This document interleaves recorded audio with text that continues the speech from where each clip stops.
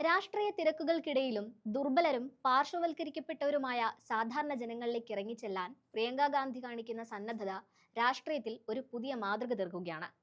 കഴിഞ്ഞ വർഷം കേരളത്തിൽ നടന്ന പൊതുപരിപാടിയിലും ഇപ്പോൾ പാർലമെന്റ് മന്ദിരത്തിന് പുറത്തും നടന്ന ഹൃദയസ്പർശിയായ കൂടിക്കാഴ്ചകൾ ഈ ജനകീയ സമീപനം വ്യക്തമാക്കുന്നു. ഭിന്നശേഷിയുള്ള ഒരു വനിതയ്ക്ക് രാജ്യത്തിന്റെ നിയമനിർമ്മാണ കേന്ദ്രമായ പാർലമെന്റിന്റെ ഉള്ളിലേക്ക് പ്രവേശിക്കാൻ അനുമതി നിഷേധിക്കപ്പെട്ട സാഹചര്യമാണ് കഴിഞ്ഞ ദിവസം ഡൽഹിയിൽ കണ്ടത്. പ്രിയങ്ക ഗാന്ധി തന്റെ എല്ലാ ഔദ്യോഗിക ചിട്ടവട്ടങ്ങളും ഒഴിവാക്കി ആ വനിതയെ കാണാൻ പുറത്തേക്ക് വന്നു. നിലത്തിരുന്ന് അവർ ആ സാധാരണക്കാരിയുടെ വാക്കുകൾ ശ്രദ്ധയോടെ കേട്ടു. ശാരീരിക ബുദ്ധിമുട്ടുകൾക്കിടയിലും ആ വനിത വീടും കുടുംബവും നോക്കി നടത്തുന്നതിനെക്കുറിച്ച് പ്രിയങ്ക ഗാന്ധി അഭിനന്ദിച്ചു. അധികാരത്തിന്റെ കവാടങ്ങൾ സാധാരണ പൗരന്മാർക്ക് മുന്നിൽ അടയുമ്പോൾ ആ കവാടം ഭേദിച്ച് ജനങ്ങളിലേക്ക് ഇറങ്ങിച്ചെല്ലാൻ ഒരു നേതാവ് കാണിക്കുന്ന മനസ്സാണ് ഈ ദൃശ്യങ്ങളെ ശ്രദ്ധേയമാക്കുന്നത്. പാർലമെന്റ് എല്ലാവർക്കും പ്രാപ്യമാവണമെന്ന ശക്തമായ സന്ദേശവും ഈ കൂടിക്കാഴ്ച നൽകുന്നു. ഇത് ആദ്യമായല്ല പ്രിയങ്ക ഗാന്ധി ഇത്തരം സമീപനം സ്വീകരിക്കുന്നത്. ഒരു വർഷം മുൻപ് കേരളത്തിലെ പത്തനംതിട്ട ലോക്സഭാ മണ്ഡലത്തിൽ തെരഞ്ഞെടുപ്പ് റാലിയിൽ പ്രസംഗിക്കുന്നതിനിടയിലും സമാനമായ ഒരു സംഭവമുണ്ടായി. വലിയൊരു പൊതുയോഗത്തിൽ പ്രസംഗം തുടരുമ്പോഴാണ് വീൽ ചെയറിലുള്ള ഒരു ഭിന്നശേഷിക്കാരനായ ബാലനെ പാർട്ടി പ്രവർത്തകർ ഉയർത്തിക്കാട്ടുന്നത് പ്രിയങ്ക ഗാന്ധിയുടെ ശ്രദ്ധയിൽപ്പെട്ടത്.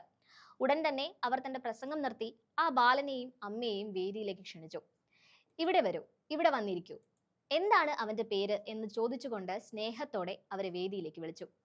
പാർട്ടി പ്രവർത്തകരുടെ സഹായത്തോടെ അവർ അമ്മയെയും കുട്ടിയെയും വേദിയിലെത്തിച്ചു. അവിടെ വെച്ച് ആ ബാലനുമായി സംസാരിച്ച പ്രിയങ്ക ഗാന്ധി കോൺഗ്രസ് പാർട്ടിയുടെ നിറത്തിലുള്ള ഒരു ഷോളും സമ്മാനിച്ചു. അതിനുശേഷമാണ് അവർ തന്റെ പ്രസംഗം തുടർന്നത്.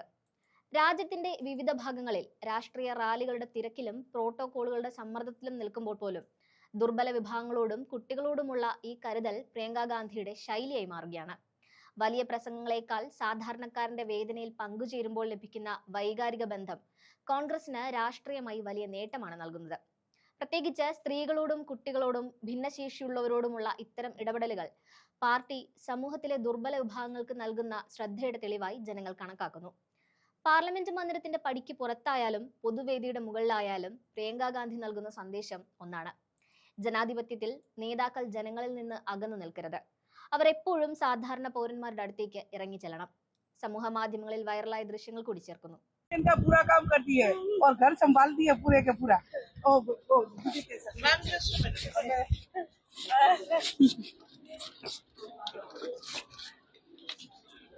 और पहली बार दिल्ली आई है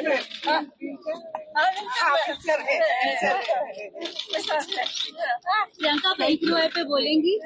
आप एक